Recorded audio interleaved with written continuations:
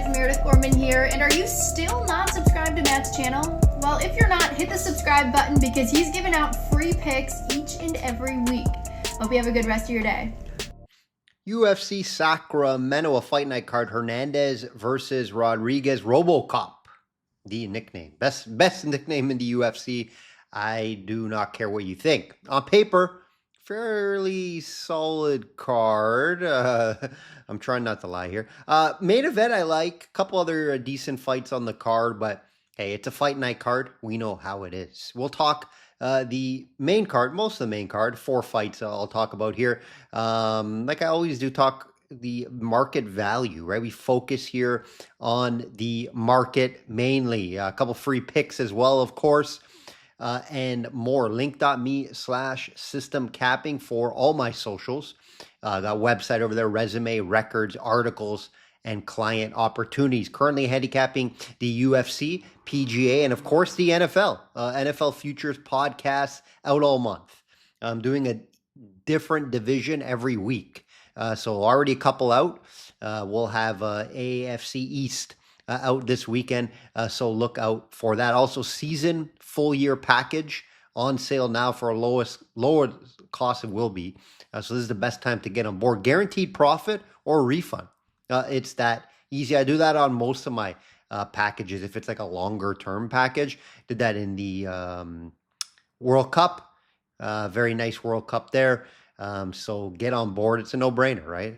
It's a refund if you don't profit. And every year I've profited since handicapping. So you long-term guys that listen to me, I think you will know that. Like this video, guys, if you're watching on YouTube. Podcast listeners, review, share, all that fun stuff. It is much appreciated. We got up to last month alone 7 different countries listen to the podcast on Spotify or Apple. So that's pretty cool. You know, it's not just North America. The 7th country was like Hong Kong. So if you're listening from Hong Kong, shout out to you.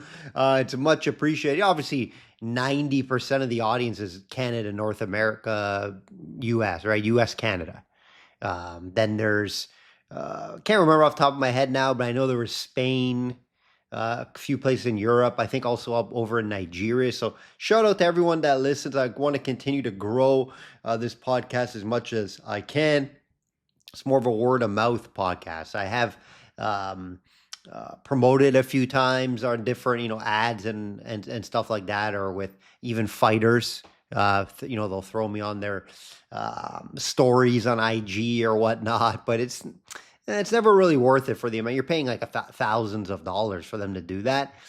You don't really get the buyback, of people following you. So it's not really worth it that much. But hey, I got a few like that. So if you did come from that area, and you are still listening, shout out to you guys. Let's do a UFC 330 recap. Makhachev gets it done by decision as expected. I expect decision, possibly a submission. I think there is value in the submission market there, but Gary's defense was just very impressive. Did very well with his takedown defense. Makhachev did get multiple takedowns, of course, but besides the 5th round, really wasn't able to hold them there for long periods of time. And I got to tip my cap to Gary. But what I have to say, and where I don't tip my cap to Gary, just not a great game plan from an aggression standpoint. He stood back, stood in front of Makhachev too much. I call it deer in the headlights. That's what I think he was. He was just fascinated more by him. Maybe also worried about the takedown. I get it. You have to worry about the takedown. And a lot of fighters do say you can't be super aggressive against Makhachev because you are worried about the takedown. So I guess you could say that, but he didn't move around like he normally does. Gary's usually very good at dancing around, using the jab, using his movement athleticism, but he didn't do it here. He stood in front of him. Just hope he didn't get taken down. That's what it kind of just seemed like he was surviving the fight and not trying to win the fight. I think that's what Makhachev does. The deer in the headlights saying. You just end up staring at him and you don't know what to do. I don't think Islam had his best performance. I don't think his grappling wrestling was the best. And I do believe when he goes up to 170, he struggles with holding guys down because they are bigger guys. Second round, very nice. He did land a kick and knocked him down with a punch. It followed up. Very nice there. Clean round two from Islam. I think it was 4-1. You could argue 3-2, but I think it was 4-1. But all rounds were fairly close. It wasn't like Islam was running away with every round. So, you know what? Gary put up a decent fight. Probably his second hardest. Obviously, the Volkanovski fight was the toughest. I would say that was his second toughest fight. And Gary had opportunities to do much better, just was not aggressive enough. Dern won easily. I think a little easier than I expected. I thought Robertson would put up a better fight. She showed up in the fifth, stole the fifth round, which was a little surprising. But the rest of the fight, just not impressed from Robertson there. Dern by decision. I actually stayed off a side here. I bet the over 4.5 fight goes the distance. I expected it to go the distance. I didn't really see a finish. If it was, it'd probably be like Robertson's submission defense was too good. Dern had some chances, very close on some submissions, but Robinson's, good jiu-jitsu. Just her wrestling, I thought her wrestling would be a little better. But Dern has improved there. And, when you are champion, sometimes it's harder to hold that belt, right, when you're champion. But she got better when holding that belt. So hats off to her. And Robertson, I stressed it, right? She's never really fought anybody, right? Dern is the best competition she's fought. And it did show there in the fight. It was just Dern has outclassed her. So hats off to her. A couple other fights on the card. Told you guys to stay away from Abdul Malik at that crazy price. Minus 650. Hopefully you did, and you didn't throw it into a parlay. Because Stolfus was live. And I told you guys on the podcast last week, he was plus 475. I said, if you bet him for a smaller unit, not going to call you crazy. That's the only way I could look if I were to bet that fight, and I had to bet that fight. Abdul Malik continues to underwhelm. Me. And he continues to be a large favorite every time out. I don't understand. They need to adjust to this, and I think they will now. I don't think he should be favored again in the UFC, no matter who he's fighting, until he can prove he can show up. But hats off to Stolfus. Well-rounded guy, good grappling, wrestling, some decent striking. So yeah, value there on plus 475. The one surprise reason why I went 2-1 on sides was Alvarez. I thought it was a good matchup for him, but he played into Chidi's fight. Stand and bang and kickboxed. You got to make it a little ugly. You got to try to grapple, try to get your submission game going. That's what Alvarez does. He has 17 submissions for a reason. He didn't get it there, though. I thought he would be able to try to get the ground game going, try to get the grappling going. He didn't try at all. He just stood and banged, decided to have a kickboxing fight with the kickboxer. So, didn't think it would go like that. That was the one surprise on the card. Let's get into this card, though, guys. Let's get into this card. And it's the main event. We'll start with Hernandez minus 180 versus Rodriguez plus 150. Hernandez is back after getting exposed versus Strickland. He stepped up in competition to the top of the competition after winning 8 fights in a row. It's hard to argue that he didn't deserve that fight, because he did. Couple good wins in there too. Yeah, 8-fight win streak. You could argue 4 or 5 of them very easy wins. But Kopolov, not an easy win. Brandon Allen, definitely not. And Dolitz. You can say what you want about Dolitz. We'll be talking about him shortly here. But strictly top of the food chain in this division, right? And it showed.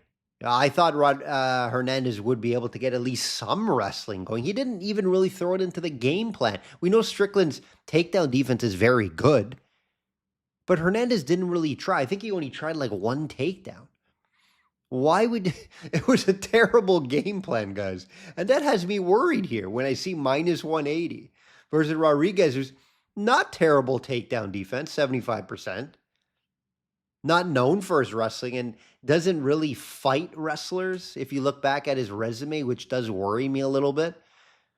But Rodriguez could catch him with a big shot. Strickland was working his body well. Obviously, Rodriguez is going to play off that. He's going to see that on tape. And Rodriguez has power, guys. Good jiu-jitsu game as well, too, Rodriguez.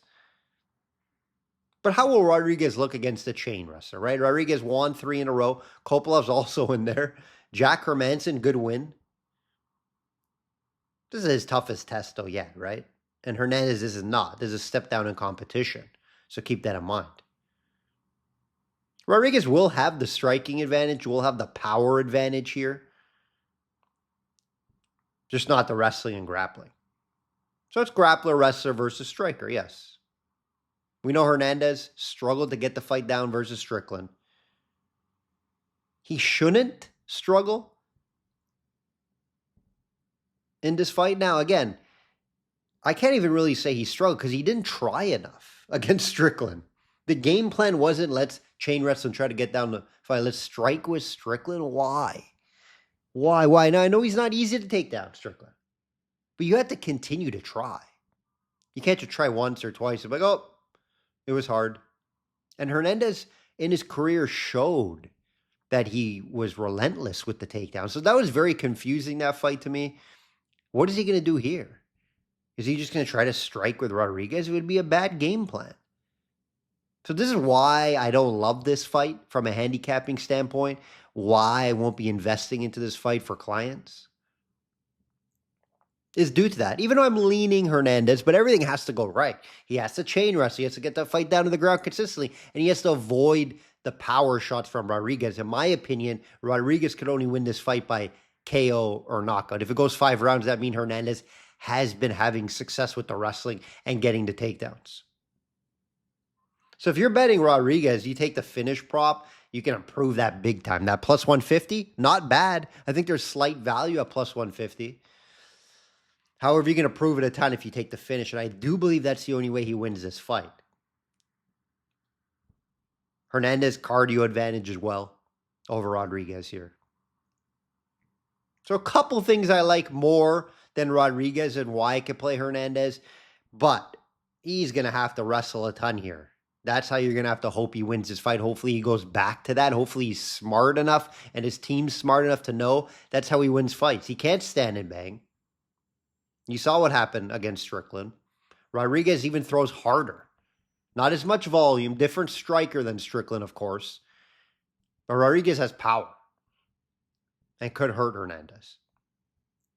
So Hernandez will be the lean for podcast purposes. Again, I'm not betting it personally as an investment this week.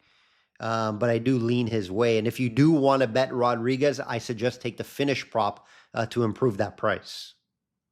Co-main event, it's an ugly one. One of the worst co-mains you'll see. Petrino minus 150 versus Spivak. Plus 125. Money coming in on Petrino. I think for decent reason. He was minus 140 yesterday. I looked now, he's around 150. You could shop around, get a little better than 150. Have multiple sports books to do that. Mid-tier heavyweights, never a smart investment for a larger unit. Petrino, 205, remember, coming up. Doing better at heavyweight than 205. There's a big guy. And he'll be quicker as a heavyweight. And that's what he has shown so far. He's been more athletic, quicker. He can keep up in the strength.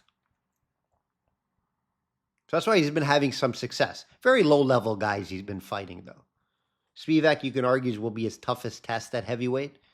Spivak's not no darling, right? Spivak coming off a low-level win last time out. He's 2-3 in his last 5. Not a guy I like to back or bet on.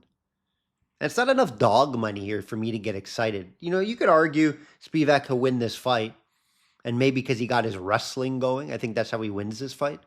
Right? He's able to get Petrino down, hold him down there, kind of lay on him, make it ugly. I think that's how Spivak wins this fight. So he's live, but at plus 125, I'm not excited. Right? If you start giving me, plus 150, plus 170, I may start looking his way. But, Petrino at this price, I think I'm okay to back it here. Minus 140, 145, 150. It's not terrible. But again, I'm not in the business of betting mid-tier heavyweights. I rarely do it. Right? Again, Spivak has a path. The path is to get Petrino down. Use his size, weight, lay on him. Right, Petrino will be faster on the feet. Petrino does have, a good BJJ game, but I think Spivak has the wrestling advantage here. I just don't know if he can get it there. Right, Petrino will be moving around, bigger shots. So yeah, Petrino's the lean here for podcast purposes. Not betting this fight though. Again, I try to avoid these mid-tier heavyweights. Anything could happen, guys. Right? So that's why I say Spivak plus 125. Yeah, you want to look that way. I'm just not a Spivak guy. Rarely bet on him. And there's not enough juice for me to get excited here.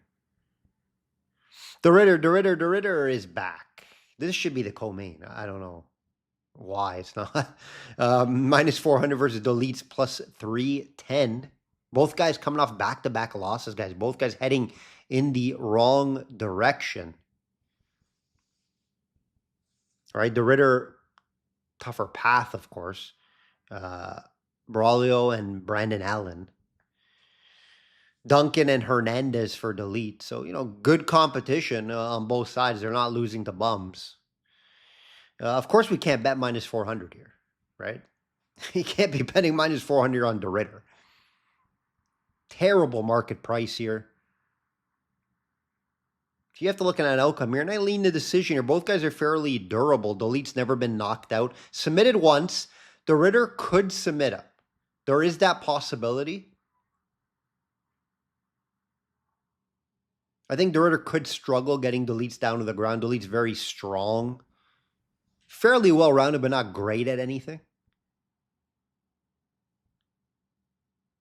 The Ritter should be able to get Dolitz down to the ground throughout the fight. We could see striking game, though. We could see this being on the feet, slightly lower level striking game on the feet. That's what we could see from here.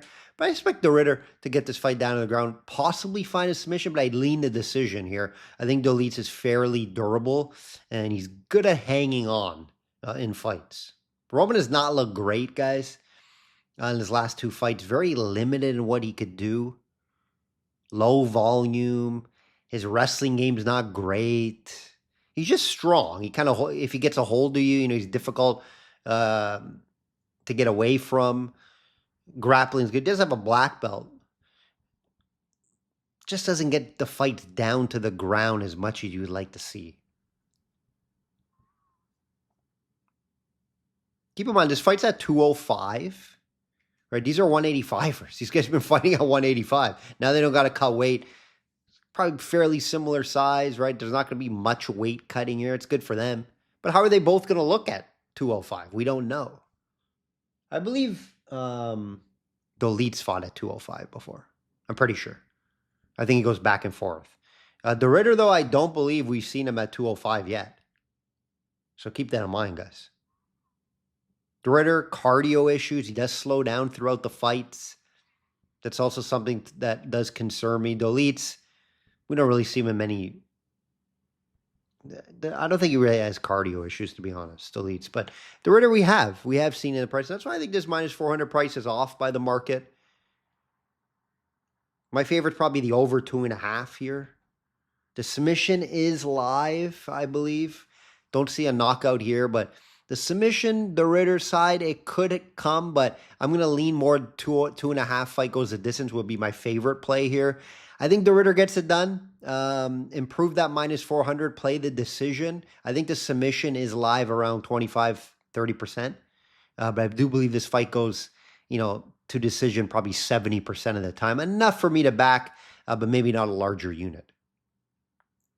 Last one I'll talk about here, guys, and it's Mason Jones, minus 275 versus Medeiros plus 225. I love myself some Mason Jones. He's a guy that is very well-rounded, and he fights for your money. I've been on Mason Jones many times. And he's on a 7-fight win streak. So we've been continuing to cash on Mason Jones tickets. Very well-rounded, high-volume striker. Works in takedowns with just over 3 per fight. Meadows coming off a draw with Padilla. Meadows tough guy. He's 11-1 for a reason. 4-1 in the UFC. Just very low-level wins. this will be his toughest test yet in Mason Jones. That's why you're seeing this big price. I think 2-1 favor for Mason Jones is right. I think 275 a little steep. Medeiros has shown, fairly good durability. 4 straight decisions for him. Draw last time out. Jones will be the toughest test yet for him. I don't think he passes it. I do like Jones here. I think he has some success with his wrestling, his aggressiveness of coming forward. But I could see definitely this going to decision, being a close decision. But Mason Jones gets it done because he maybe, landed the more severe shots, probably got the more takedowns as well. So yeah, again, lean the over 2.5 rounds. Fight goes the distance, and Mason Jones should win this fight. Mason Jones by decision should be the outcome. And then Mason Jones probably will be on my 2-fight parlay this week. Guys, 7-fight win streak very quietly. He's 18-2. Right? Not too many people talk about it. Now, he doesn't have any huge wins yet.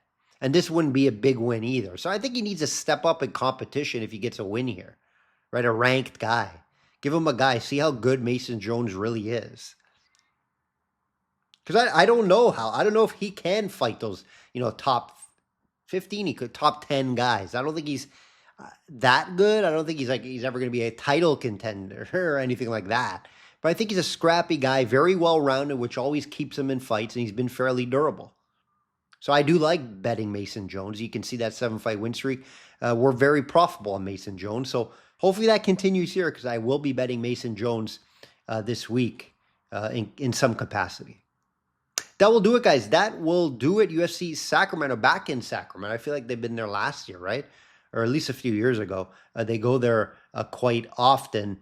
And it's not a great card. The fights after this, these are the 4 best fights. The fights after this are fairly poor, guys. So probably a smaller client card this week, but we will have a few bets at the very least. Like I always say, guys, bet smart and know your limits. Enjoy this card.